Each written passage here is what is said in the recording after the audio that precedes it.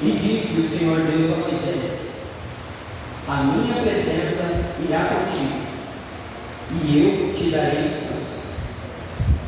Então disse Moisés: se tua presença não for comigo, não nos faças subir.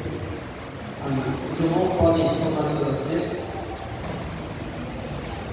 Estou muito feliz de estar mais uma vez aqui com os irmãos de Rondon. Como já disse, os irmãos, muitos rostos conhecidos e muitos novos também, né? Porque já faz certo tempo que a gente não vem aqui na igreja congregar. E fiquei muito feliz com o convite na palavra hoje. Digo que comecei o ministério de pregação esse ano, graças a Deus. Depois de muita meditação, muito estudo, Deus tocou no meu coração para a partir desse ano começar a anunciar a sua palavra. E agradeço a Deus que até aqui me ajudou o Senhor. Graças a Deus. E quero entregar a mensagem que Deus tem colocado no meu coração, para que seja o que cada um veio buscar essa noite. Aleluia. E para que seja o que cada um veio entregar a Deus essa noite. Amém. A adoração e exaltação ao nome santo do Senhor. Meus irmãos, aqui temos a história de Moisés. Fazer um breve resumo para chegar até esse ponto aqui, para a gente iniciar aqui a nossa jornada na palavra. Primeiramente, vamos voltar ao Gênesis, onde Deus cria o universo em 6 dias literais. Deus cria Adão, cria depois Eva. Adão e Eva acabam sendo enganados pela serpente. O pecado assim entra no mundo.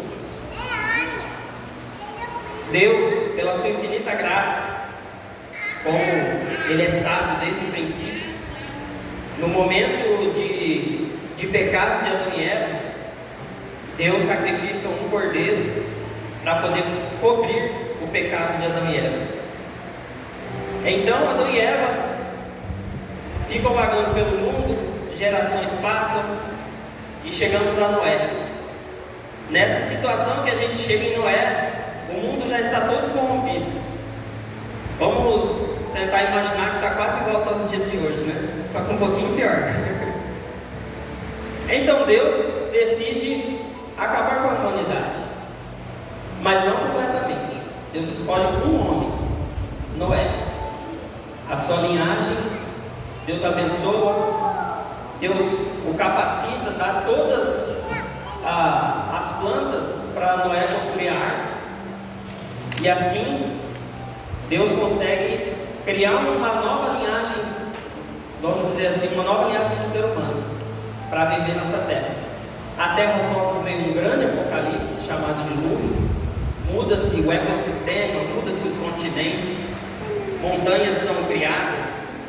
Tudo isso que a ciência fala aconteceu no dilúvio, tá? Até os dinossauros morrer foi no dilúvio.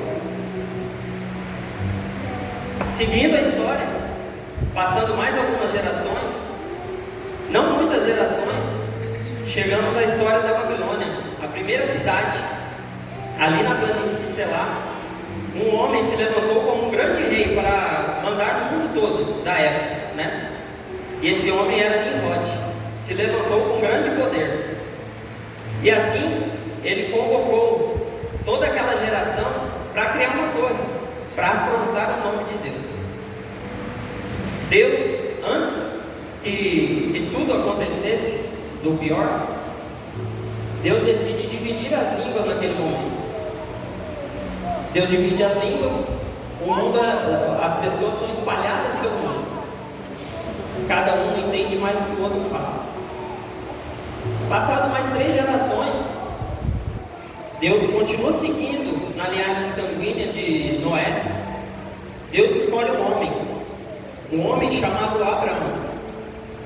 E Deus promete para esse homem de fazer uma aliança com ele, e que com a descendência dele, Deus restauraria a terra para o novo Éden.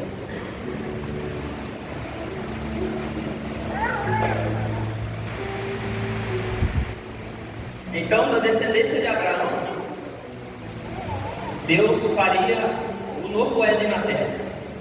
Só que Sara era estéril. Então, Abraão já tinha 70 anos quando Deus fez o chamado dele. Depois de 30 anos que Deus agraciou Sara de ter Isaac. Então Isaac também se casa com Rebeca e tem mais 2 filhos, Jacó e Esaú. Essa família de Jacó muito conturbada, estou fazendo um grande resumo aqui. Essa família de Jacó muito conturbada por vários problemas, inveja, pecados, ela acaba se distanciando de Deus. Um filho de Jacó continua, vamos dizer assim, nos caminhos do Senhor, que se chama José. José é vendido como escravo no Egito. José chega ao Egito, ele é enganado pela mulher de Potifar. Também Potifar foi enganado pela sua esposa, jogando José na cadeia. Mesmo assim, José não se desviou dos caminhos. Mesmo na prisão, José continuou temente a Deus. Então, numa grande virada, Deus, que já tinha dado o dom de interpretação de sonhos para José, usa a vida de José daquela prisão e o coloca como vice-rei de todo o Egito. Então o livro de Gênesis termina assim, com a família de Abraão toda no Egito, mais ou menos em torno de quase 80 pessoas. E se entramos então na história do Êxodo, se passaram 400 anos desse povo de Jacó, Israel, no Egito, e o faraó, como passou 400 anos, mudou-se o faraó, mudou-se a família de faraó, e esse faraó não conhecia mais quem era José. E ele se questionou para os seus sábios: quem que é esse povo no meio de nós? Vamos escravizá-los, vamos usar eles como massa de manobra. Então começou a escravizar o povo de Israel. Quando o povo já não suportava mais, eles clamam a Deus por uma solução. Então no livro de Êxodo, do capítulo 1 ao 18, temos a escolha de Moisés como libertador desse povo. Moisés, um jovem, um menino hebreu, para não ser morto pelos soldados de Faraó, foi escondido, foi guardado, assim como foi Noé na arca. Ao lado do rio Nilo, Moisés foi guardado. Só que a filha do Faraó foi tomar banho bem naquele riacho, naquele momento. Então ela escutou um choro, foi averiguar o que era uma criança, um bebezinho judeu. Creio que Deus encheu ela de tanto amor por aquela criança, que independente dele ser um judeu e ter uma ordem para matar esse bebê, ela amou tanto ele que ela o guardou. Então ela o criou no reino do faraó. Então a gente pode imaginar o movimentar de Deus em toda essa história. O bebê que era para ter sido jogado no Nilo para os jacarés devorarem, se tornou praticamente um herdeiro do reino do faraó novamente. Mas a história não termina aí. Tinha um povo que estava sofrendo, um povo cativo, que era o povo de Moisés, o povo de Deus, Israel, que tinha a promessa lá com Abraão. E Deus não se deixa escarnecer, e Deus não se esquece. Moisés, numa reviravolta, na história, né? Sempre tem uma reviravolta, né? Estava tudo bem, ele procura defender um dos seus e acaba assassinando um egípcio. E com essa atitude ele teve que fugir, porque a pena era a morte. Moisés, já com 40 anos, vai para o deserto de Midian, a região onde fica o Monte Sinai, onde é a região também da Arábia Saudita e o sul de Israel atual. Então Moisés se casa naquela região com a filha do sacerdote Jetro, e ali ele passa 40 anos. Então imaginamos, ele já fugiu com 40, passou-se mais 40 anos ele se tornando pastor de ovelhas, praticamente só conversando com a ovelha. Ele ficou travado, né? Não teria como ele chegar no faraó novamente.